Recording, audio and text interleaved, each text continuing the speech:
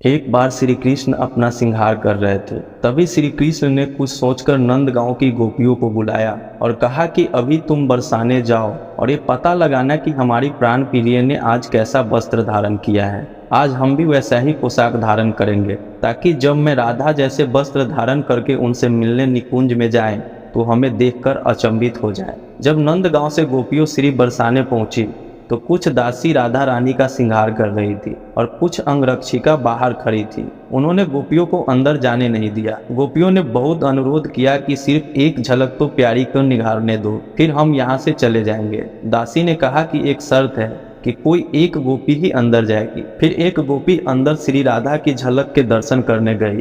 गोपी बिना पलक झपकाए श्री राधा रानी का दर्शन करती रही। फिर उस गोपी ने तुरंत अपने नेत्र को बंद कर लिए और उन बंद नेत्रों से ही बाहर आकर दूसरी गोपी को कहा कि अरे सखी, जल्दी से मुझे नंदगांव ले चल। सभी सखियों ने कहा कि पहले श्री राधा के श्रृंगार का वर्णन तो कर सखी।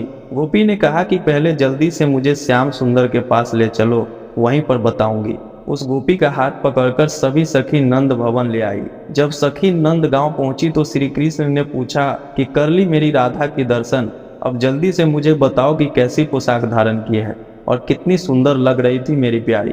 तब गोपियों ने कहा कि हमारी प्राण प्रियो को बड़े प्रेम से संभाल कर मैं अपने इन नेत्रों में लाई हूँ।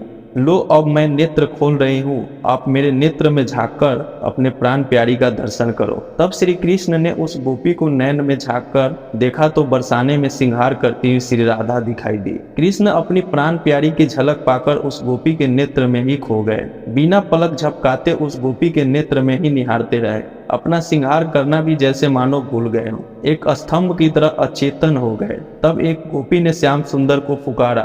श्याम सुंदर उस गोपी को बोले कि तू धन्य है और तेरा प्रेम भी धन्य है, तुम्हारे प्रेम ने तो नंद भवन में बरसाना दिखा दिया है। फिर श्याम सुंदर ने श्री राधा जैसा ही श्रृंगार और पोशाक धारण किए। जिस गोपी के नेत्र में श्री राधा देखी थी उसे कहा कि तुम अपने नेत्र में मेरी छवि को बंद करो, और उस गोपी ने श्री कृष्ण के भी बिना पलक झपकाए निहारा और थोड़ी देर में अपने नेत्र को बंद कर दिए। श्याम सुंदर ने एक और गोपी से कहा कि इस गोपी को निकुंज में ले जाओ जहां श्री राधा बैठकर मेरे इंतजार कर रही है। वो सखी उसका हाथ पकड़कर निकुंज में ले आई जहां श्री राधा अपने कान्हा का इंतजार कर रही थी। जब राधा जी नंदगांव की गोपियों को देखकर उनसे पूछा कि कान्हा कहाँ हैं, जिस गोपी के नेत्र में बंद थे उसने कहा कि कान्हा मेरे नेत्र में समा गए हैं। ऐसा कहकर उस गोपी ने अपने नेत्र को जैसे ही खोला तो श्री राधा जी भी उसके नेत्र में झांककर अचंभित सी हो गई। उस गोपी के एक नेत्र में श्रृंगार करती हुई बरसाना में श्री राधा दिखाई दे रही थी और दूसरे नेत्र में श्रृंगार करते हुए नंद भवन में कान्हा दिखाई दे रहे थे।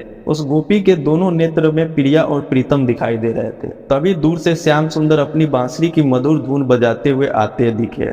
दोनों एक दूसरे को देखकर अचंभित से रह गए, क्योंकि जैसा श्रृंगार उस गोपी के नेत्र में दिखाई दे रहा था वैसा ही श्रृंगार दोनों ने किया था। राधा जी उस गोपी को अपना हीरा जड़ित हार पहना देती है और कहती है कि तू धन्य है गोपी और तेरा प्रेम भी धन्य है। तूने तो अपने दोनों नेत्र में मुझे और कान्हा दोनों को बसा लिया है। मन में पवित्र भावना हो तो किसी को भी अपने नेत्र में बसाया जा सकता है। दोस्तों, ये कहानी कैसी लगी? कहानी अच्छी लगी हो तो वीडियो को लाइक और चैनल को सब्सक्राइब जरूर करना। जय श्री कृष्णा, राधे राधे।